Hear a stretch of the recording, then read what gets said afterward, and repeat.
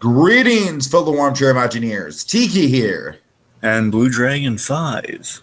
And tonight, we're talking Mr. Banks with the penultimate installment of Fantasia Month, The Sorcerer's Apprentice. No, not the classic beloved Mickey Mouse short that we all know and love. The 2010 live-action remake, reimagining, whatever, starring the great Nicolas Cage, the questionable Jay Baruchel. Baruchel, there's no you. Baruchel. There you go. Yeah. And, of course, everyone's favorite Spider-Man villain, Alfred Molina. Yeah. All right, so Dragon, I got to say, I just got done watching this about half hour ago. I liked it. You know, I didn't love it. There's definitely some flaws with it, but it was a fun sit. You know, it's like I can see why this movie isn't like held up and fondly remembered. However, I can also see why this movie isn't really talked about in terms of like, oh man, remember how bad Sorcerer's Apprentice was? You know what I mean? It's just kind of there. You know what I mean? And I think it kind of works perfectly within the history of what it means for Disney. You know what I mean? Yeah. It's just sort of like, yeah, it's good. It's solid. Honestly, Nicolas Cage was more fun in this movie than I was expecting based on all the reviews. I enjoyed his performance quite a bit. I liked his chemistry with Jay Baruchel. Okay, yeah. And, you know, I thought Alfred Molina was a solid villain. So overall, while I do think my main problem with this movie, Dragon, is I just don't think the CG really holds up all that well. There's a couple effects that look pretty good, but other than that, it's not great. It's not great. And I remember that just based on the trailers, just seeing like all the green, you know, all the green smoke effects and everything. Like, this does not look that good.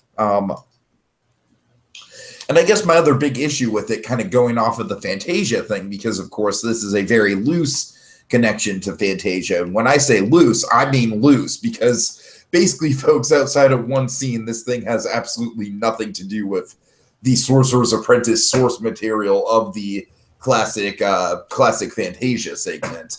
So it's kind of a fascinating, sort of weird specimen, Dragon. Of course, the one thing I have in terms of backstory that I can connect to is this is one of many Harry Potter clones that Hollywood tried to pump out.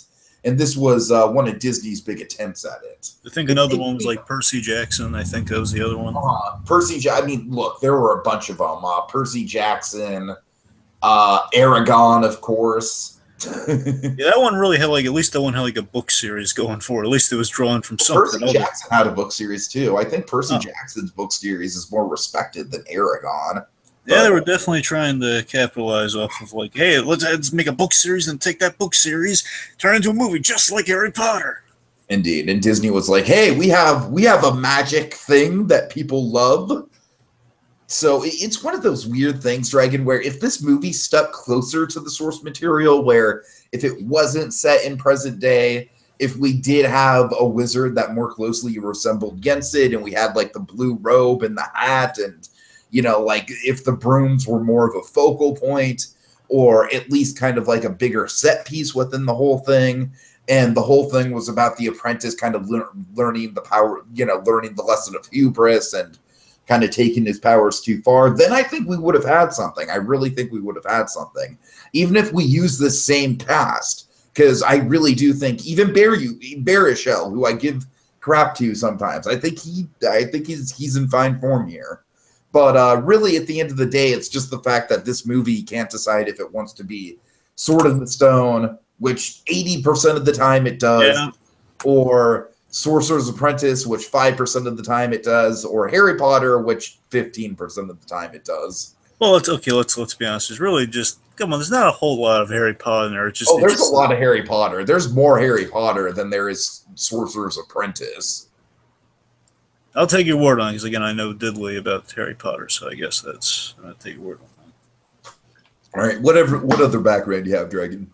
There really is not a lot, because again, this movie is kind of an enigma in many respects. So essentially, from what I can understand, from what I've found, so take it with a grain of salt. essentially Nick Cage wanted to play Sorcerer and do a magic film, do a film about magic. I guess kind of in the Harry Potter vein. I think I don't know if he necessarily wanted a Harry Potter film. He just wanted to play a wizard and just kind of do a magic. Basically, wanted to do Doctor Strange before there was. I'm a Doctor wizard, Strange. Harry. I'm Nick Cage. I'm sorry. I'm terribly sorry. So Nick Cage, through his connections, mainly through the mainly the films he has done with Disney and the Bruckheimer Corporation. He got the movie made by the National Treasure director, again, the Bruckheimer of it all right there, John Turteltaub. By the way, Turteltaub, of course, reminds me a little bit of BoJack Horseman. Just want to put that there. John Turteltaub. One of the things I will say about both this movie and the National Treasure movies is, as underwhelming as forgettable as some of them might be, I think they all have a really, really solid pace to them. They all move at a really fast clip. They're really watchable. You know what I mean? Yeah, I mean the National Treasures are well made. You have to give them that. Those National Treasure movies are well made. They're enjoyable. You're not going to be bored out of your mind or anything. It's like, okay, this is good. That's what I'm saying about both the National Treasures and this. It's like all three of them have like kind of like an enjoyable clip to it where it's like, all right, at least the action moves at a really steady pace. He actually knows how to shoot the action where you know what's going on, In many respects, these are like really good TV movies, like the best quality of TV movie you can get, but they were released theatrically. I could see that. Like, these are things like that are kind of made for FX, and I mean that in the best possible way. Like, these are movies you'd watch on FX, and like, okay, if it has commercials, you'd stick around for it. It's like, okay, let's see where it's going. Yeah, for sure. So lastly, just just connecting the dots here. So basically, he has Nick Cage wants to play Sorcerer. He goes to kind of his National Treasure. I want to play Mickey Mouse. Well, technically, he wants to play Walt Disney. I know. And he used essentially they used the IP, the intellectual property, known as Sorcerer's Apprentice, with Disney, again, the kind of the frequent collaborator with Bruckheimer. So that's kind of what gives us Sorcerer's Apprentice. They're just looking for an excuse to make a magic movie. Well, we really it's either Sword in the Stone or let's go a little obscure. Like, what have we not used in a really long time? Fantasia. Okay. Like, hey, we did 2000. We want to make another Fantasia movie. We can't really justify it, so let's just pull something from Fantasia.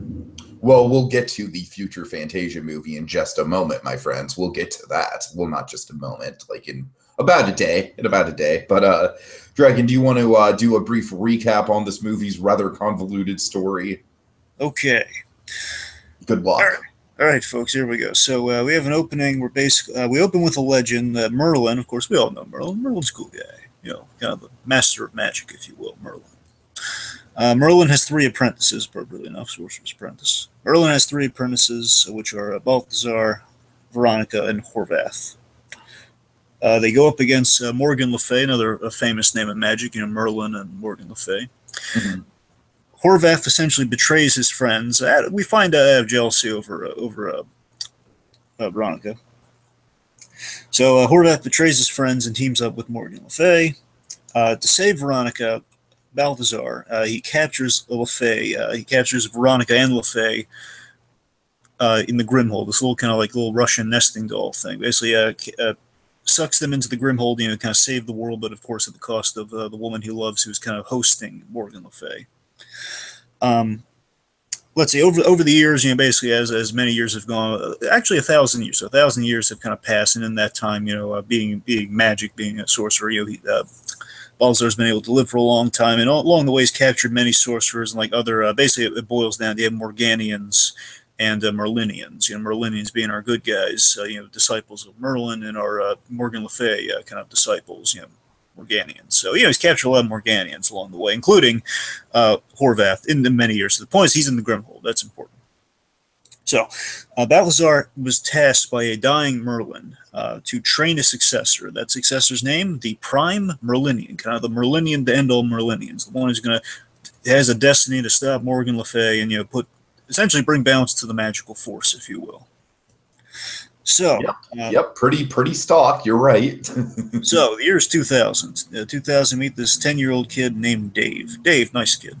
So we meet Dave. Dave accidentally, he kind of goes on a kind of side venture while he's on a school trip, chasing a piece of paper. He accidentally bumps into Balthazar. He kind of realizes, okay, oh my God, this kid might be the Prime Merlinian. Shenanigans ensue. Dave accidentally frees Horvath.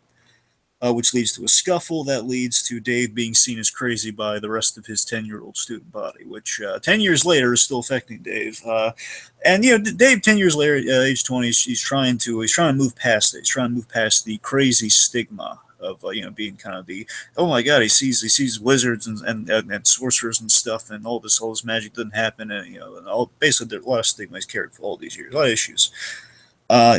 He's trying to ask the girl of his dreams out, Becky. He runs, well, basically, that's his main play. He's trying to get over the stigma and ask the girl of his dreams out. They tried to 10 years ago.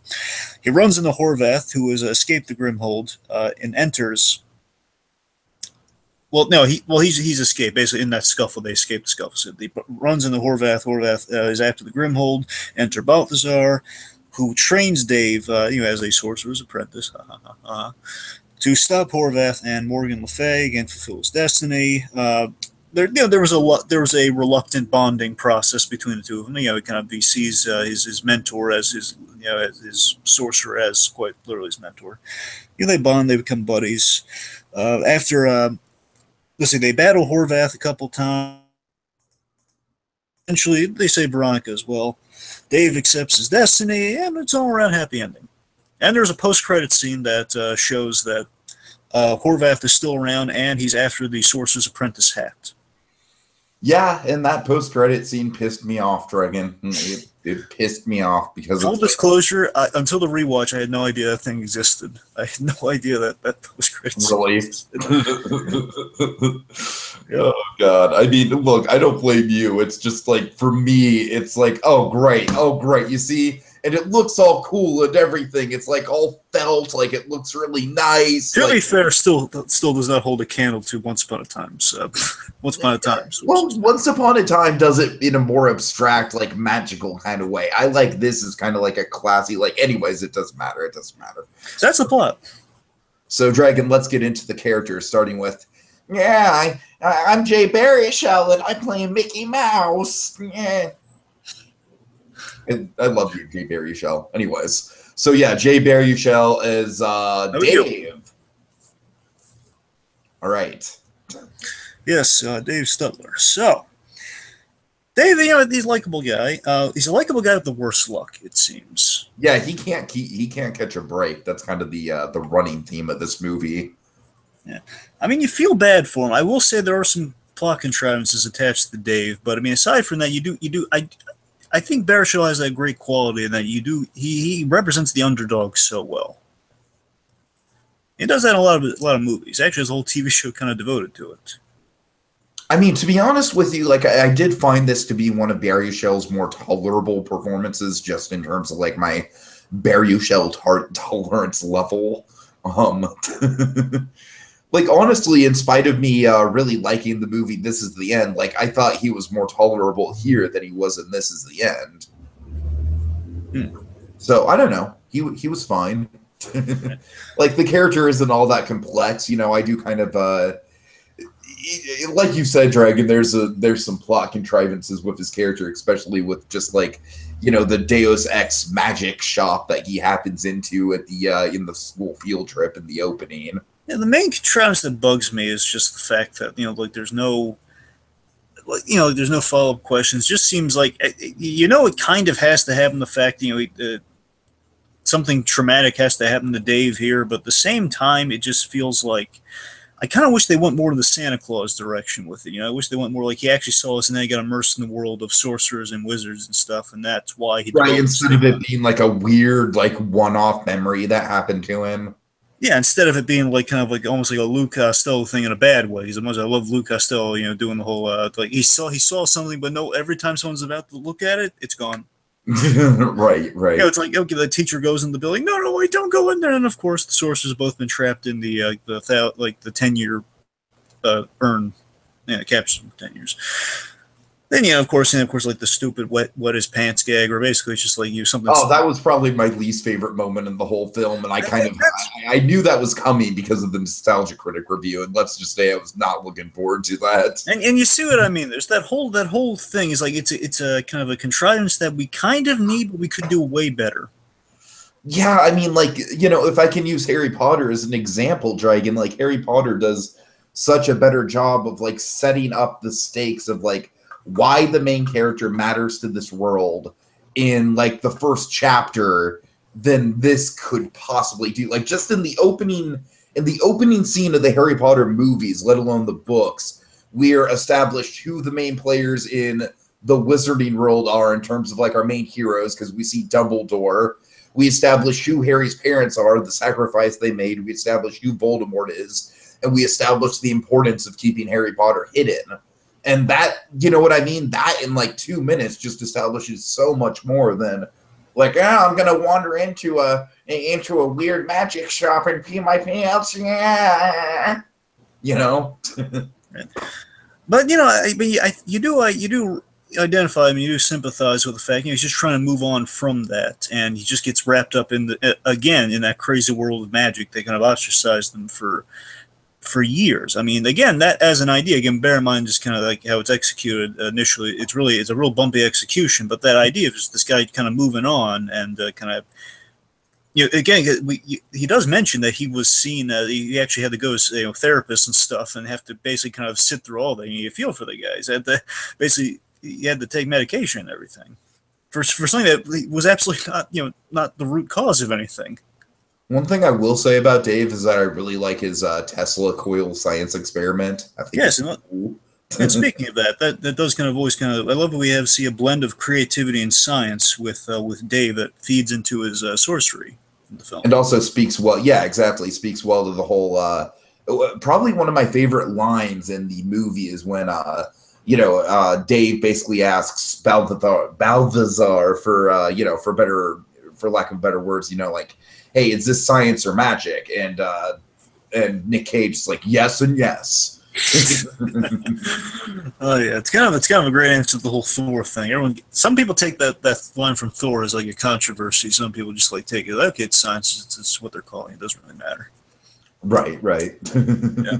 See, now we're in the era of Doctor Strange. We're not shying away from it at all, but sometimes like, oh, well, Thor said. Speaking of which, there was a lot of Doctor Strange elements in this movie that I noticed with the rings of power and whatnot. It's like deep down, Nick Cage actually wanted to be Doctor Strange.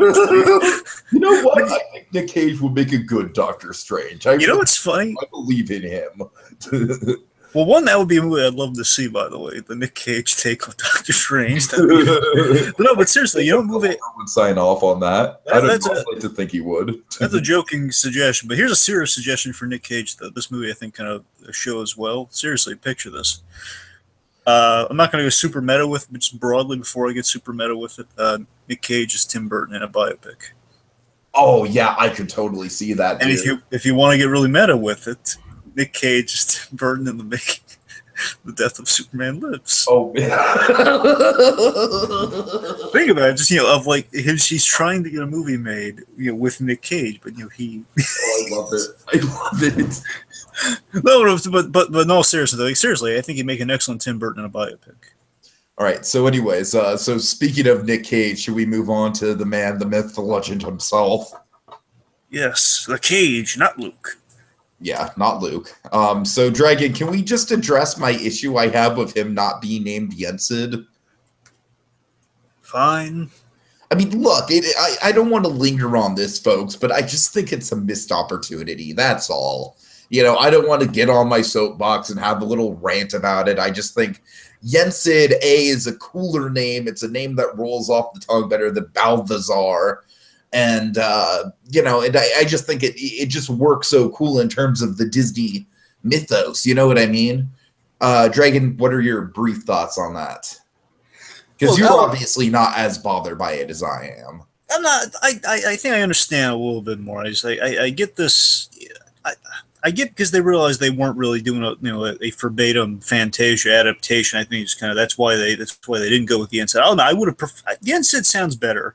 Whereas I agree with you on that level with it. The Yensiii sounds better. It's more of a shorthand. I don't know. It would have been cool to call him Yensiii, yeah.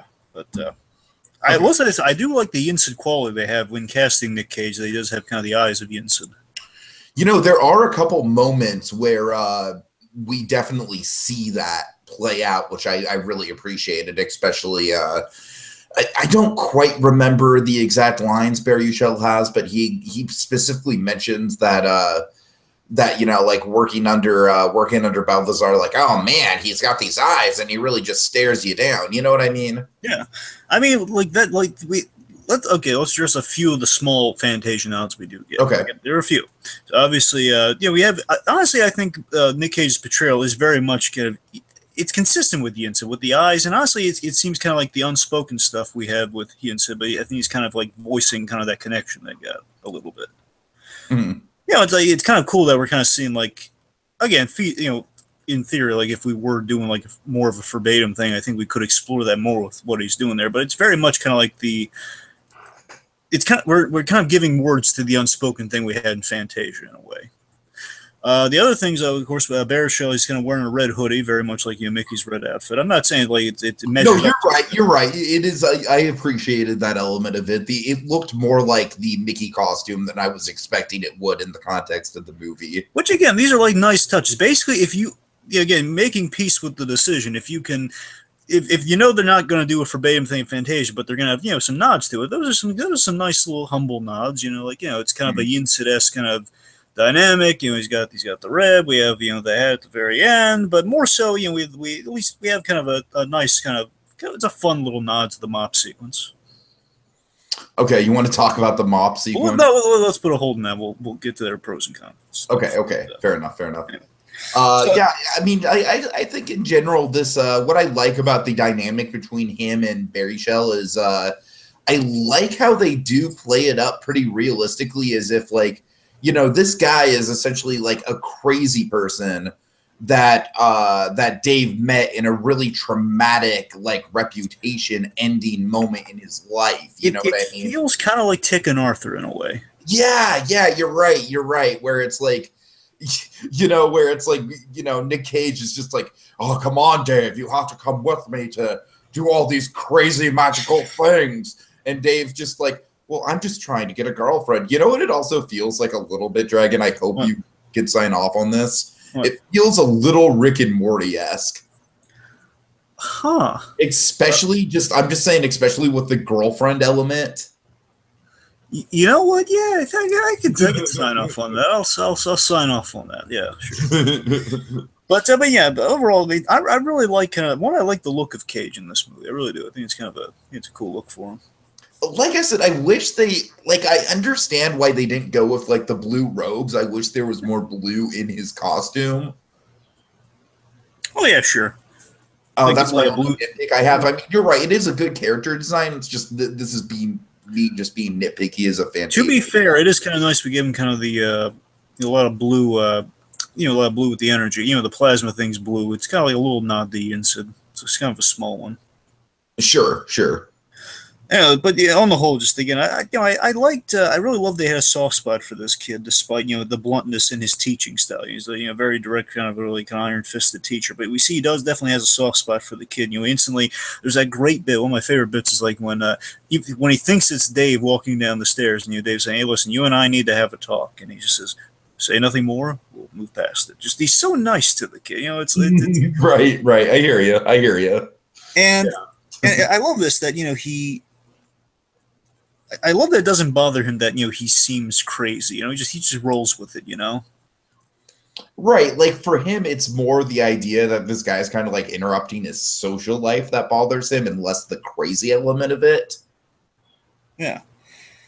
Yeah, you can see Cage. It reads to me that Cage is having fun as the magical mentor. Because, yeah, remember, that's the reason he took on the movie. So it looks like he's getting to do what he wanted to. He's having fun, kind of bantering off of Baruchel. Like, I've heard some complaints about Cage, not being wacky enough in this role. But honestly, I think Cage subdues it, and I think he does a really good job. He does have some wacky moments. He does have some, you know, crazy over the top moments. But I think a lot of the moments he does have in the movie are a little bit more emotionally resonant than you would usually expect from a Cage performance. And I like that. You know what I mean? I like that this movie's not just all 100% like, oh God, not the bees, you know? Yeah, man, I love that we do have, like, some layers of sadness with this character. You know, for 1,000 years, he's been on this mission to find this kid. And importantly, what kind of triggered that is that, you know, the woman that, you know, we see the loneliness in this character from the love that he's lost.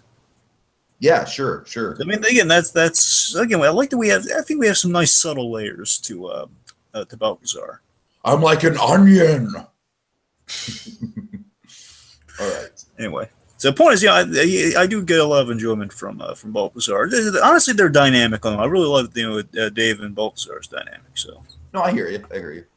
Okay, so shall we move into the Melina of it all? yeah, so honestly, this might be, I think, the best element of the movie. To be honest with you, there's some good stuff in this movie. This to me, it's really good. You know, Alfred Molina is just like a hard guy to miscast. You know what I mean? It's like you don't. I think it's hear Alfred Molina's name pop up and be like, oh man, I don't know if he's going to do a good job. I think it's really funny that in this, I think this is the first time they worked together. But it's so funny that on How to Train Your Dragon, the Netflix animated show, DreamWorks Dragons, I think that's what the shorthand they've called it now. In that show, Hiccup, he has a really awesome recurring villain. Now he's not at the very beginning, but when they introduce him, he becomes kind of Hiccup's arch nemesis, and he's so well done. It's Alfred Molina as Hiccup's arch nemesis. And he looks essentially like a younger version of this character. Seriously, he has like the goatee, and he looks. It goes very much like a young, evil-looking Alfred Molina, but he's more kind of like in shape and younger. But no, seriously though, just again, I love the back and forth they have here. It's even better than that animated show. But just on the whole, yeah, like Horvath and Molina's take on it. Just Molina, he's the go-to guy for a villain. Like a part of me wonders. I'm just going to throw this out there. I chose wording on that, but it's kind of funny. I was watching this, kind of made me think. You know what? Alfred Molina would have been such an excellent trippy thing if he was the villain reveal in Wonder Woman. Oh God, I would have enjoyed that. See, here's the trippy thing of it all, because he was actually the voice of Ares in the Wonder Woman animated movie, which would have made that even better. The one problem, and here's why I stopped myself and just saying, why didn't we do that in the first place? Is Alfred Molina was known for playing villains too much. He would have given it away. Like there's no reveal if Alfred Molina is in that movie. Right. That's the only reason. That's probably why. That's one of the few reasons they probably didn't go with Molina. Anyway, I'm sorry, getting back on points. The point is that Molina is such a great villain. The reason that he is a great villain here is that he has that great balance of menace and class. Yeah, he is very classy, and that's something that radiates throughout all his performances, I think. I mean, he's so well dressed, and he knows how to work that cane like the day is long, man. He just knows how to he cane act. He could give the Riddler lessons on cane acting. Oh yeah, I mean, I love that. If you look at the comparison between Balthazar and Horvath, and oddly enough, of course, they both were kind of in love with the same woman, which is kind of interesting. I love that he losing the girl, he has no ties to humanity, which is that's the divide he has with Balthazar. Is that Horvath he knows he's going to kill a whole bunch of, if not everyone on the plane, he's going to kill a whole lot of people. Horvath's perfectly fine with that. Where Balthazar, again, as much as he'll try be focused on the mission, he does care about people. Mm. He's a great dedicated villain. Yeah.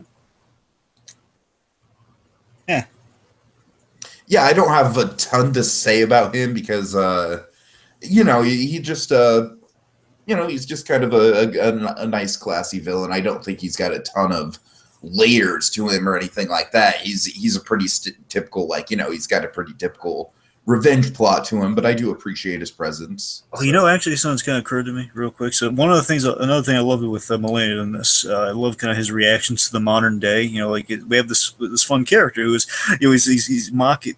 The lovely idea he was sucked into like an urn with Dave's his book report or something on Napoleon, and he's been reading that for like 10 years, and he critiques him when he gets out. And the fact is, when he's in the modern day, he's seeing cars and everything for the first time. Is the fact that he's it's just really neat to see his reactions to the certain things in the modern day, and that kind of reminds me of, he has a very Last Action Hero quality of the villain from Last Action Hero. If they ever remade that, Molina would be perfect for being kind of the cliche villain.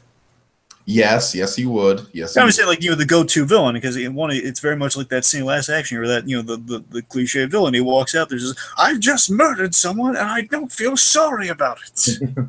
He'd be perfect for that.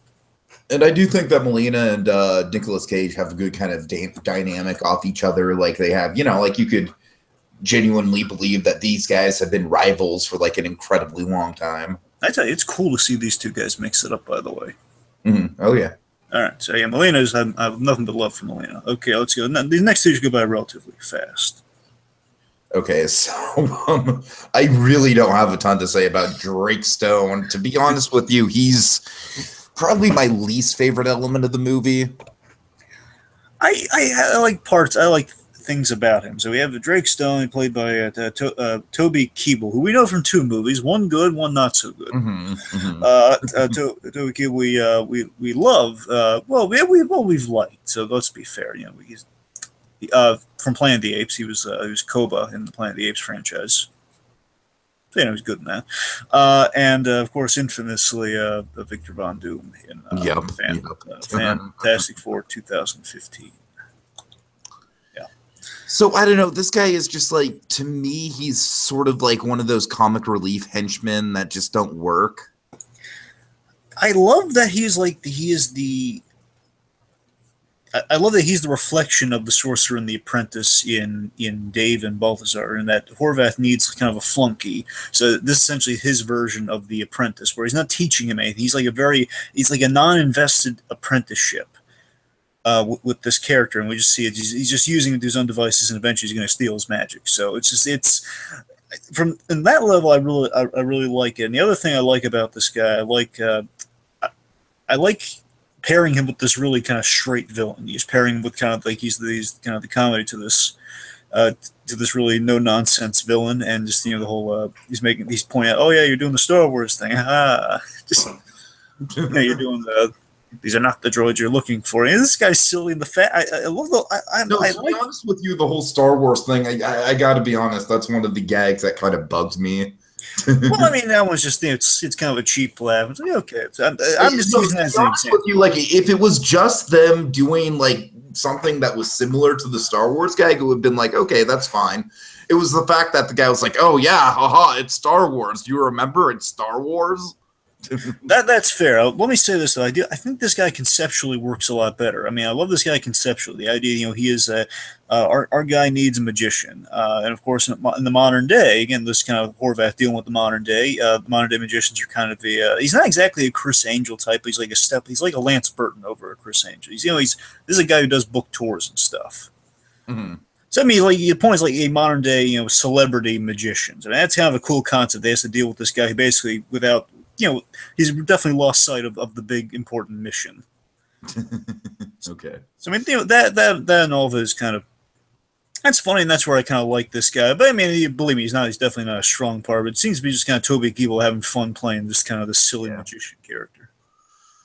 All right, so let's talk about by far the most complex and interesting character in the whole movie, Becky. Oh my God! Just can you tell my sarcasm? Okay, look, this isn't the worst love interest I've seen in a movie, but it's one of the most frivolous.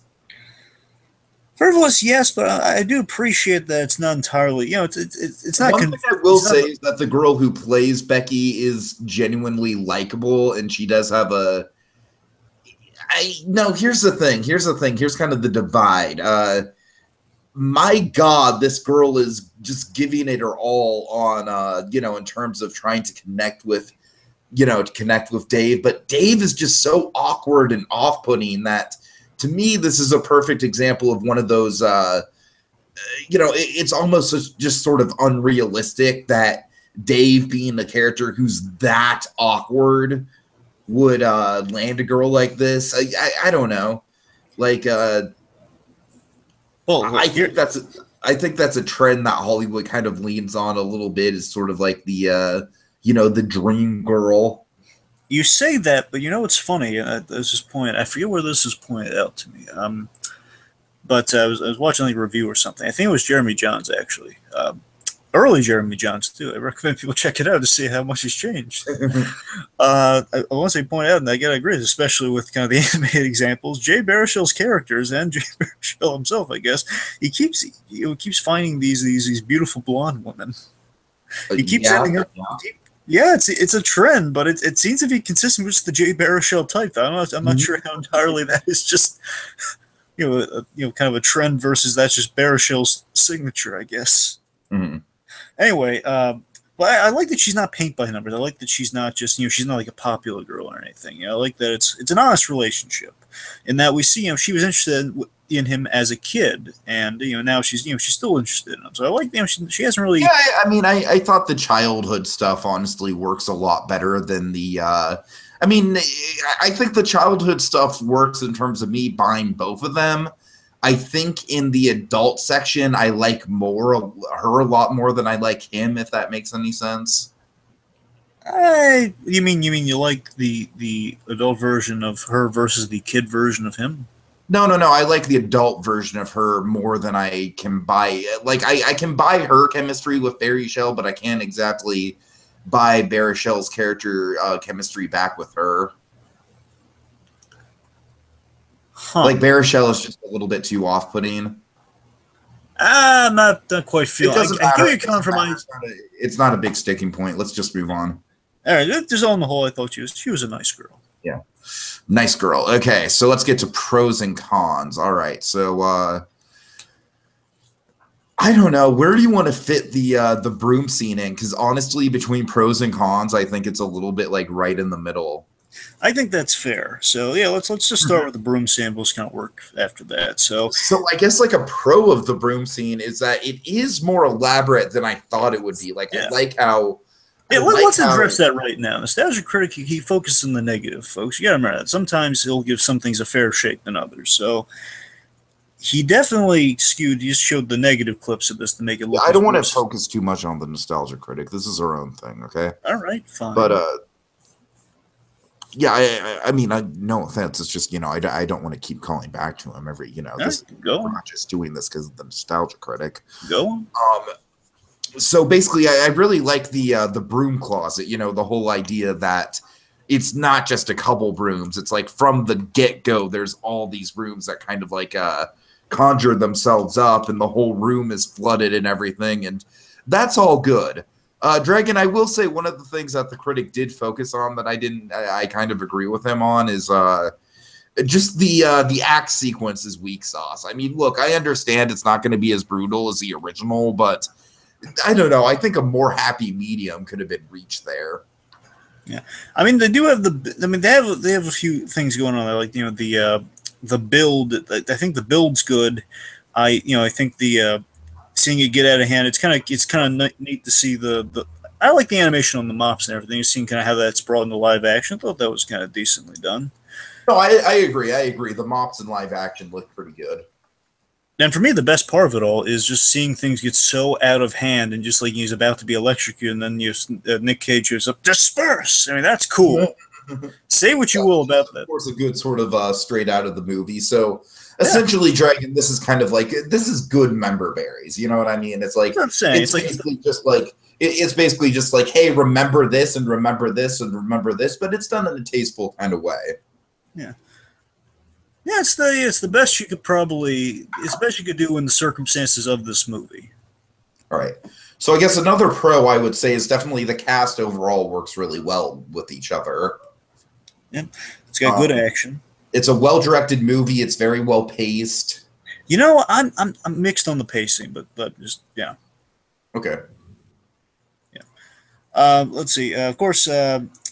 Big plus Alfred Molina with the casting, the dynamics. Let's see. One of my favorite segments, of course, with the action and the depiction of the magic. I love the depiction of the magic. I love like kind of the inventiveness of the magic. We have some good kind of explanations of magic too. The whole like kind of the pseudo magical science of it all here. Using molecules, vibrating molecules, matter, and the plasma bolt, and of course the Tesla coils factoring into that. That's cool.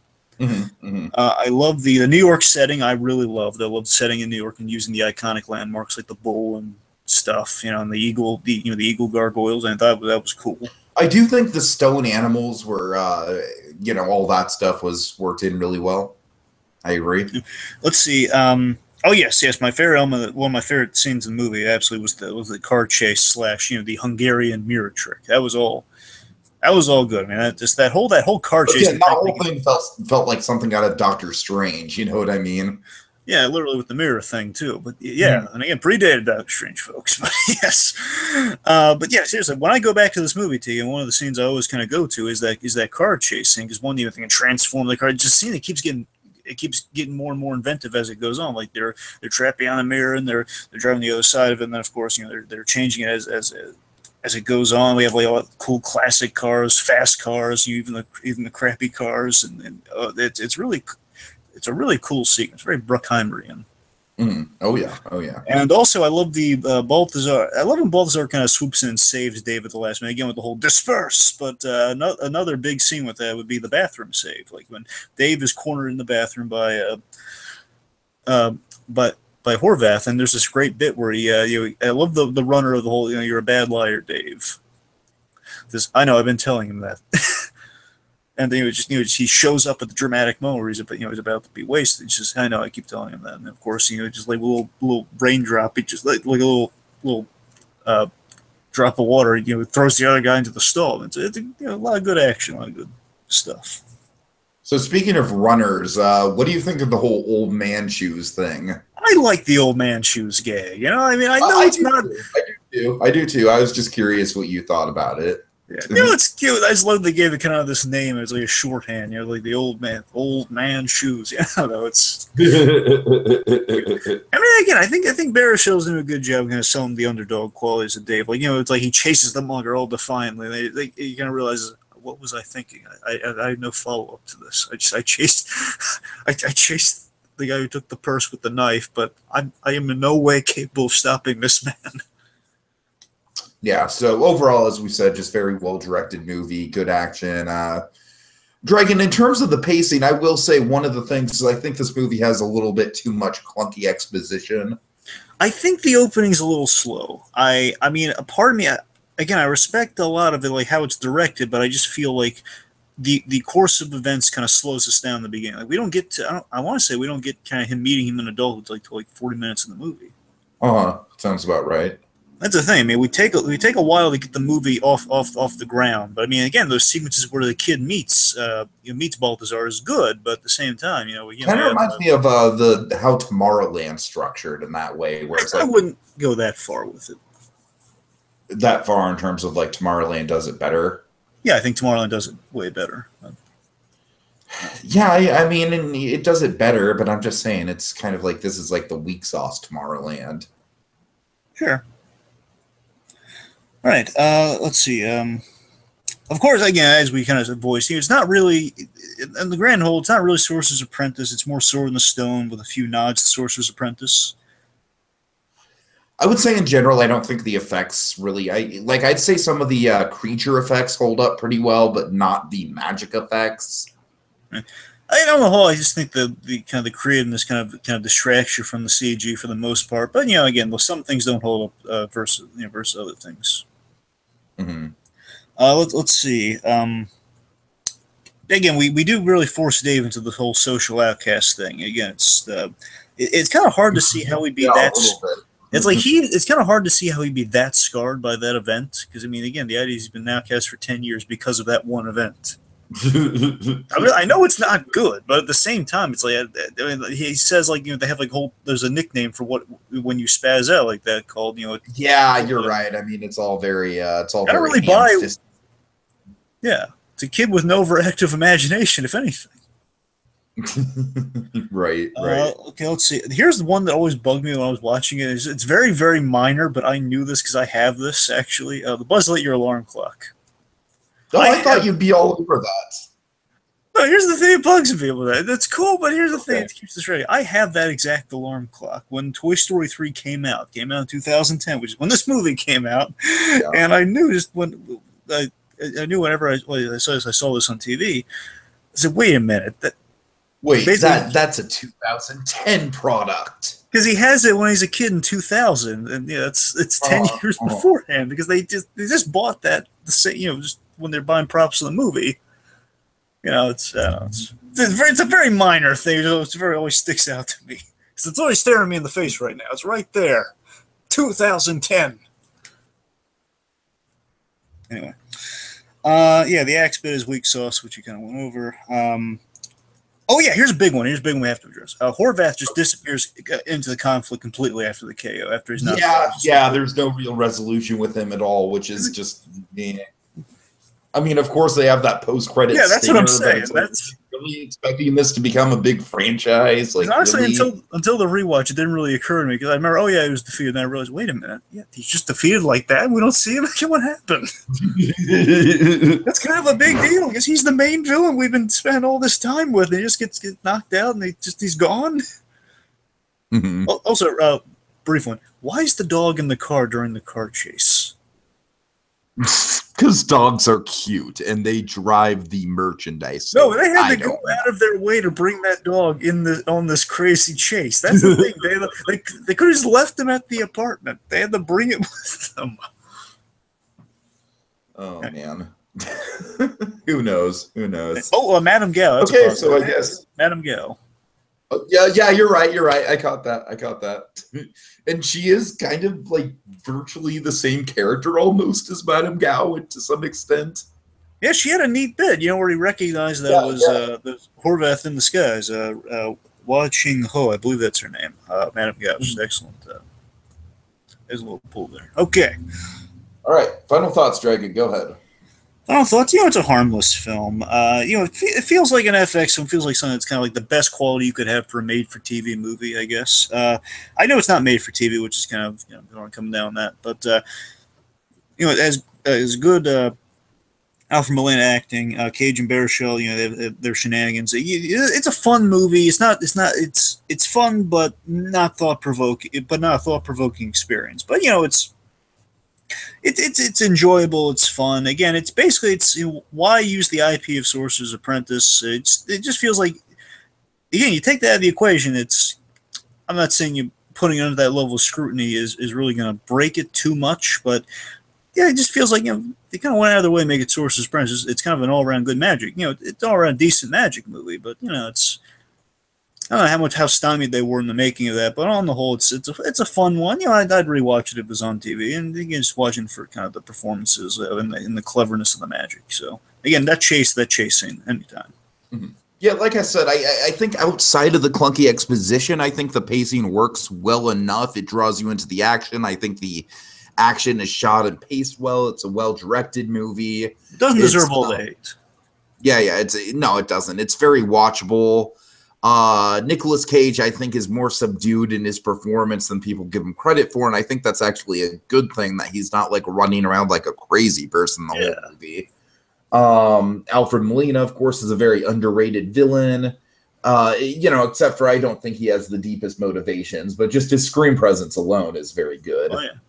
Oh, yeah. Just overall, it definitely doesn't hold a candle to the Sorcerer's Apprentice in terms of and that's the thing, Dragon. That's the thing I do want to hit on is I really do think if the same cast in the same directing style would have just worked with something that was more close in style to the original, where, like I said, where if they made it a period piece and they made it more in line with the original story, I think this actually could have been a really, really good movie and a really memorable movie. And instead, like you said, Dragon, it's a good Saturday morning or Saturday afternoon cable movie. You know what I mean? That's about the most solid recommendation we have for it.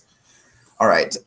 So we're going to end things out on Fantasia Month in a big way, folks, because we are doing Fantasia 3000 pitches. Oh, boy. Oh, boy. So basically, Sandy, Jacob, Dragon, and myself all have 2 pitches for new Fantasia segments that we're going to be lining up and presenting in order of how, we kind of have them in a specific order in terms of how they would flow together in the actual movie. That's going to be fun. I think that's going to go by a lot faster than most of our pitches do, just because we're only contributing 2 things a piece, so we only have to talk about 8 segments overall. So that should be a really fun one, Dragon. Looking forward to that. All right. And in the meantime, folks, just stay tuned and keep your, keep the stars. It's a folding book, Dave. Sure. Let's go with that. I'm Mickey Mouse. I'm the conqueror of the waves and the stars.